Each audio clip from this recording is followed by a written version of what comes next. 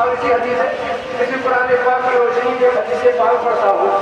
علامہ مجاہد علیہ الرحمہ صاحب فرماتے ہیں کہ پروردگار نے ساتویں آسمان پر جو فرشتوں کو پیدا کیا ہے، وہ فرشتے جب سے پیدا ہوئے ہیں تب سے سجدے میں پڑے ہوئے ہیں، اور قیامت کے دن جب ان فرشتوں سے کہا جائے گا یہ فرشتوں سجدے سے سر اٹھاؤ، تو یہ فرشتے سجدے سے سر اٹھائیں گے اور یہ کہتے ہوئے سبحانک ما وجدناک حق عبادتک، اے پروردگار تو پاک ہے، ہم کما حق تیری عبادت نہیں کر سکتے۔ 40واں میں آنے والے مسلمانوں کو توجہ دینا، یہ فرشتے ہیں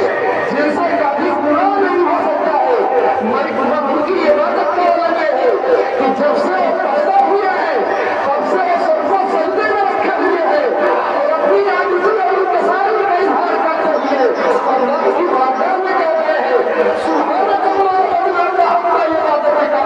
اے پروردگار تو پاک ہے، ہم کما حق تیری عبادت نہیں کر سکتے ہیں۔ لیکن مسلمانوں آج ہماری حالت دیکھو، ہم کو نہ نماز کی فکر ہے،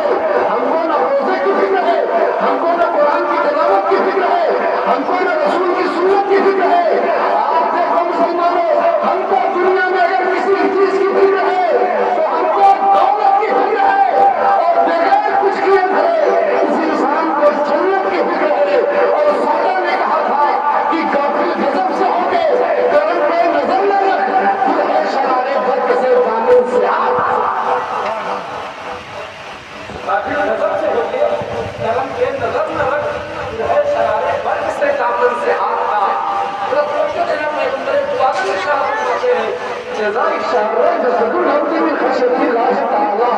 فغانت انہو ذنوبہ کما یتحرک من شجرۃ ورقها۔ یہ لوگوں سنو، جب بندہ مومن اللہ کے در کی وجہ سے کانپتا ہے، اللہ کے در کی وجہ سے لرز و لرزان ہوتا ہے،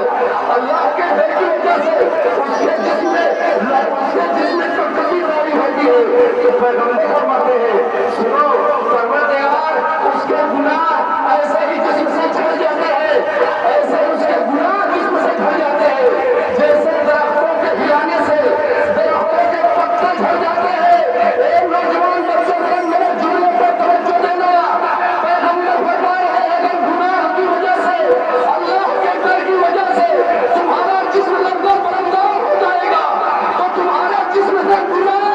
ایسے ہی جھڑ جائیں گے جیسے درختوں کے ہلانے سے درختوں کے پتے جھڑ جاتے ہیں۔ میرا دل روح تشریف فرما ہے اور جملہ کہتا ہے یاد رکھو خوف خدا میں کانپ جانا یہ تمہارا کام ہے اور تمہارے گناہوں کو معاف کر دینا یہ پروردگار کا کام ہے۔ اور اردو ادب کا ایک شعر پڑھو کہ کھو دیا اشک ندامت نے گناہوں کو میرے، یا رسول اللہ کھو دیا